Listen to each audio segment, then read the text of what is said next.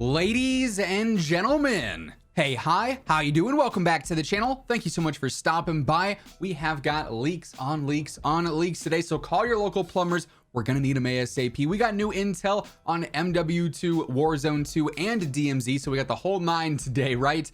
And it's all pretty important gameplay leaks when it comes down to it. So let's start briefly here with our newest bit of information for Warzone 2 gameplay here, potentially having some very big impacts on gameplay on Ashika Island, or Ashika Island, still not fully sure how to say it, and then also Al Mazrah as well. You might remember that one of the major quality of life updates back in Warzone 1 was the redeploy balloons. We had personal ones for these where we could actually carry those around and deploy them whenever we wanted to. If it was late game, you needed a quick escape, you could throw that down. There were also several stationary ones back on Caldera as well, and these were awesome for gameplay. They allowed you to traverse verticality very quickly and get from low ground to high ground super easy. It allowed you to rotate around the zone or maybe past a choke point that you didn't necessarily want to, go through on foot.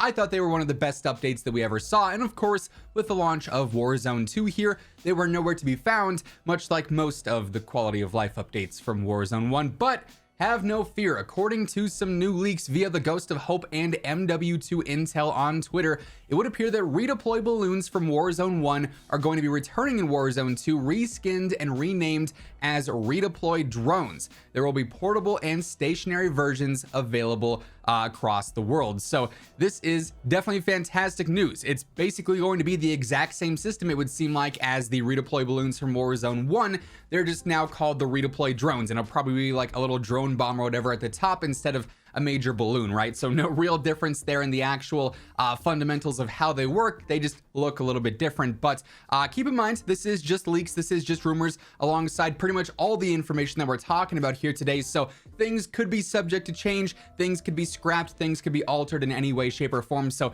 this is not 100% confirmed, but it has been leaked, it has been rumored as of right now, which I definitely think is going to be very good for Warzone gameplay in general, whether it's on Resurgence, whether it's on core battle royale on Al Mazrah. Anything to speed up the pace of gameplay in Warzone 2 I feel like is going to be pretty solid, because obviously the movement does slow it down so much from the predecessor that things are constantly going to feel a little bit slower. So definitely some very exciting stuff there.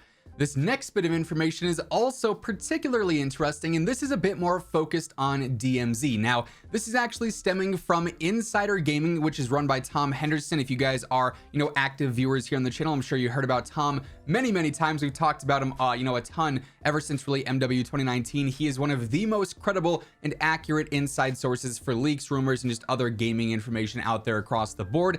And he recently had a new article go up on Insider Gaming that talks about how Activision has just filed a new patent for a never-ending multiplayer mode. And I think by now, especially with how DMZ is playing out, it's very clear that this is an intention to expand upon DMZ even more in the future. Now, that said, we're going to get into some of the details here, but it is something that probably won't come to fruition for a long time. If they are just now filing the patent for it, that means that they're getting some of the clearance for it. They've probably started some of the groundwork, but it's not even close to being fully developed. Like, this could be a year 2 thing for Warzone 2 and DMZ in fall of 2023. This could be something that is coupled with Call of Duty 2024. We truly have absolutely no clue whatsoever on the time frame here, but essentially what this would do is expand upon DMZ and make it sort of a 24/7 live environment. To me, it almost is like mashing up DMZ and what is essentially,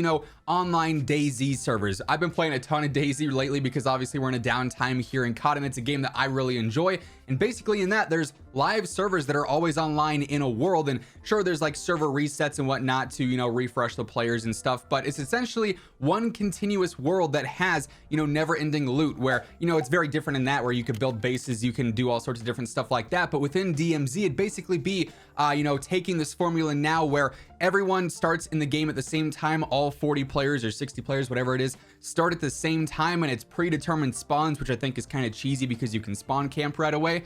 And the game lasts for, the dedicated 40 minutes, 50 minutes, whatever it turns out to be, and then it resets. whereas this would be you spawn in at a random time and you could be the first one there on that server reset and you've got the world to explore, or you could be joining in on a match that's been in progress for, you know, several days at that point, and there's other teams that are already established running around and you're just now spawning into the chaos in a random spot, whereas other players have already been in there for a bit, and it creates a really different and really unique scenario compared to what DMZ is now. And honestly, I think this would be really cool to see and sort of see how they expand upon it. Would they introduce other mechanics, like potentially base building, like having an in-game market or an in-game storage area where you could save certain gear and get it later without having to go to the main menu, sort of like dead drops, but in a bit more expansive way. I would say this in general would seem like a drastic update to DMZ, and one that really would change the game at its roots, I would say, and it could be very interesting to see. So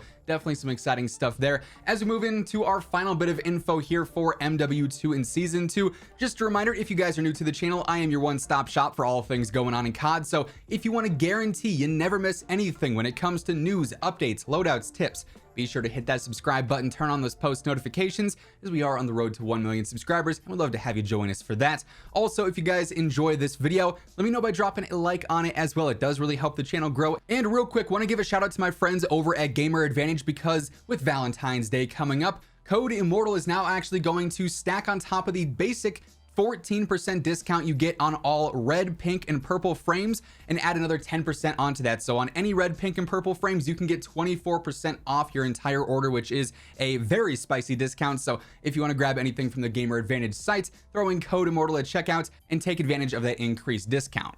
This last bit of info here pertains to Modern Warfare 2 multiplayer, as mentioned, and this is also stemming from Insider Gaming and Tom Henderson. And it just so happens that this season, for season 1, back towards the start of it basically, Tom accurately predicted exactly when the free-to-play update would happen for Modern Warfare 2, where for a limited time, usually about a week or maybe 5 days over a weekend, Modern Warfare 2 multiplayer becomes completely free-to-play as like a trial sort of thing, so anyone can jump on and play certain aspects of multiplayer. It's usually a handful of maps, a handful of modes, and you can you know, experience everything there is to experience in MP, grind out some weapon levels a bit easier, grind out some camos a bit easier.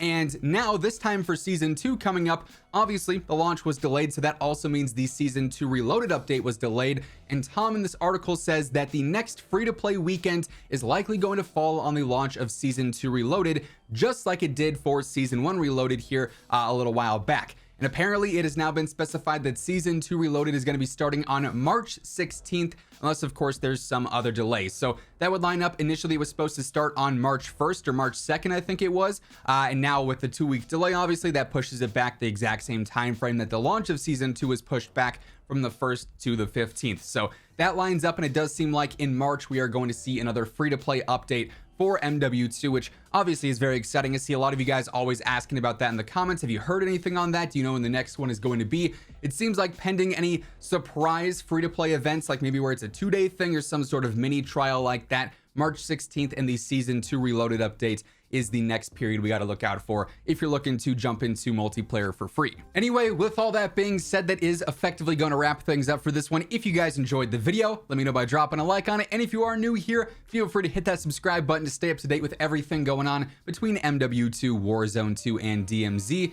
But once again, thank you so much for tuning in. And until next time, take it easy, have an awesome rest of your day, and I'll catch you guys later. Peace out.